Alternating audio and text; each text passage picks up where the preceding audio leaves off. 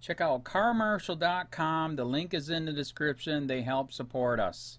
A suspect died after a struggle with Anaheim police last year, and body cam video of the confrontation was just released today.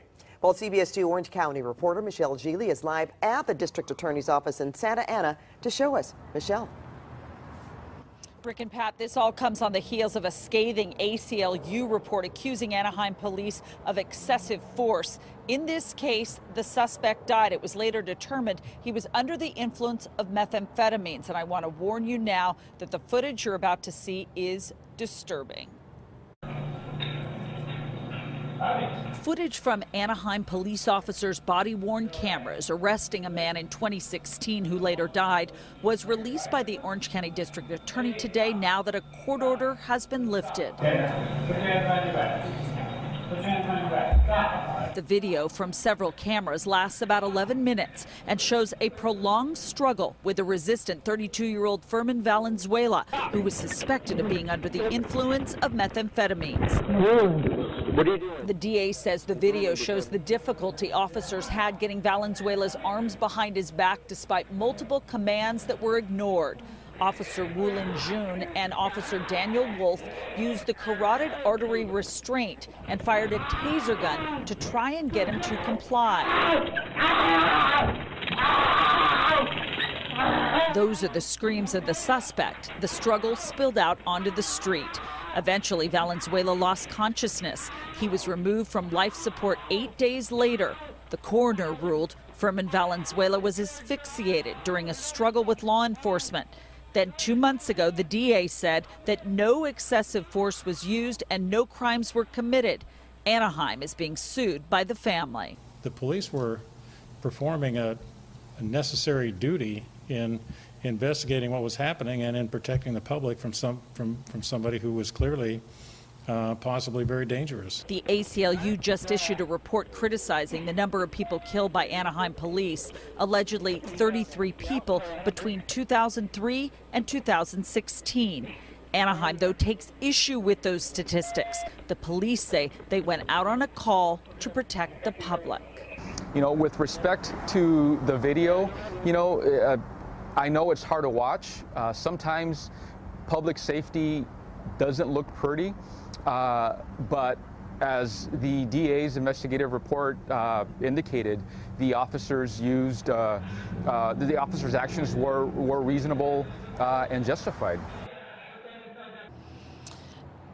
And next week, the city of Anaheim is expected to outline how a new police review board will operate. There currently is a citizen oversight committee of its police department. However, we are hearing that this new board will have a lot more power.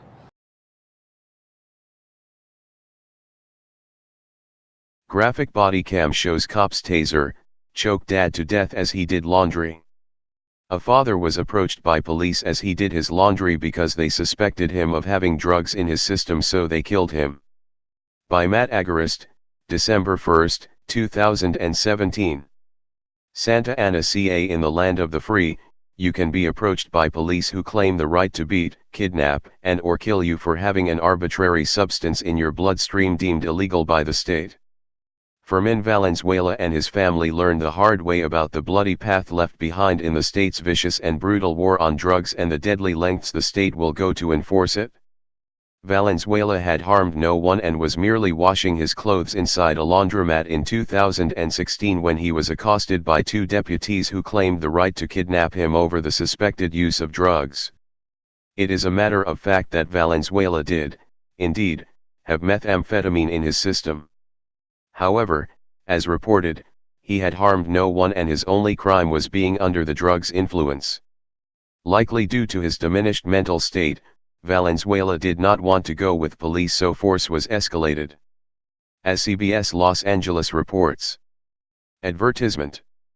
After unsuccessfully ordering Valenzuela to comply, Officer Woo-jin Jun of the Anaheim PD is seen using what's known as a carotid artery restraint on the ground in Officer Daniel Wolf's body cam footage. Wolf then shoots Valenzuela with a stun gun, causing him to yell in pain. Valenzuela then attempts to leave the laundromat before falling to the ground outside and losing consciousness. Valenzuela went into cardiac arrest and was put into a coma at the hospital. He was taken off life support and died 8 days later.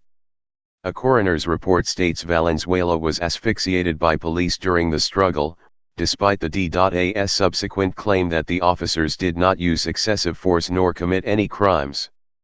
The police were performing a necessary duty in investigating what was happening and protecting the public from somebody who was clearly, possibly very dangerous, said DA Tony Rakakaz. Read more. Yura sh * that video catches cop verbally abuse innocent man before snatching his phone. Clearly, possibly very dangerous. That sounds like definitely almost, which can also mean not at all.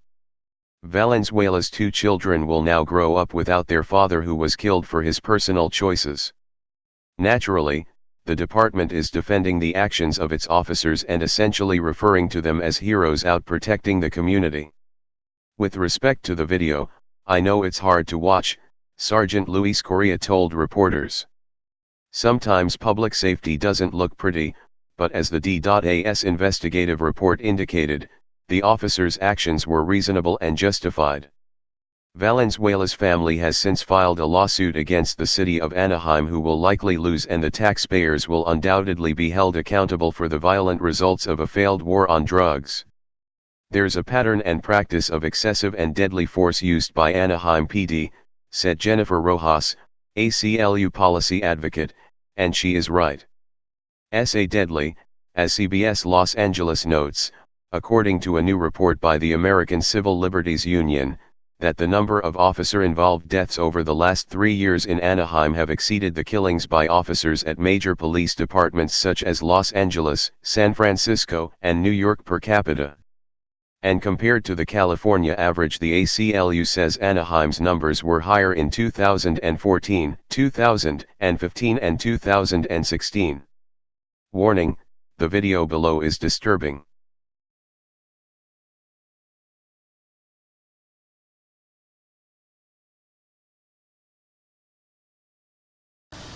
Hey Charlotte County, this is Charlotte County Cop Watch, and I wanted to explain what fair use is. You can use pieces of news articles if you're doing it for news reporting, you have commentary, and you're doing it for education purposes. So that's what fair use is, as you can see right here. Another reason why I wanted to make this video is to let you know I just joined with Patreon. A nice thing with Patreon, I make no money on YouTube. They took the money away years ago, and so this is another way to give, and it's a nice thing too, because you can give monthly. You can give $1, $5, $10, whatever. I do 4 to 5 hours a day on trying to wake the sheeple up on how corrupt it is and different ways that you can fight the corruption.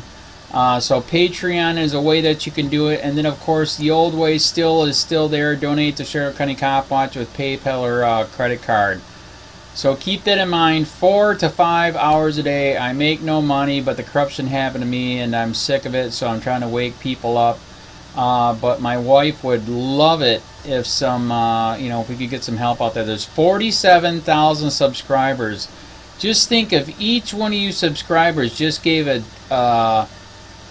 let's say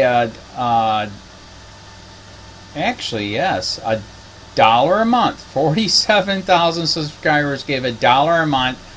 That would be awesome. That's not going to happen. But anyways, that would be great if it did happen. But do the math in your head. Just think about it. Like I said, 4 to 5 hours a day. I get no money from YouTube. YouTube has gone nuts. You can't do anything anymore. They're taking the money away everywhere. So these are a couple different ways that you can still help out with all this time that I put in.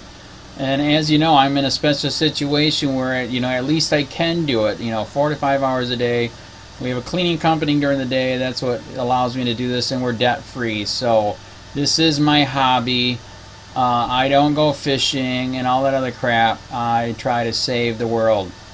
So help me out to make the wife happy, man. In fact, if you guys did give $1 a day, and there was 47,000 of you, and you did it, and each of you gave $1, and that was every month. Oh my God, yes, I could quit. I could start suing them. Another idea too that we have is, you know, if I got, you know, some funds, we could actually contact everyone that has been ticketed and or arrested and put in jail and start sending them postcards to let them know we're here, and to see if everything went all right, and if it didn't, find out their story. So we could even do more investigations and more lawsuits. Lawsuits take money. So just think about that. You know, 47,000 of you so far right now. You know, $1 a day. I mean, $1 a month on Patreon, or $5 a month Patreon, 10, 20, whatever. Just do the math in your head. Help out. This is a lot of work every single day. Thanks.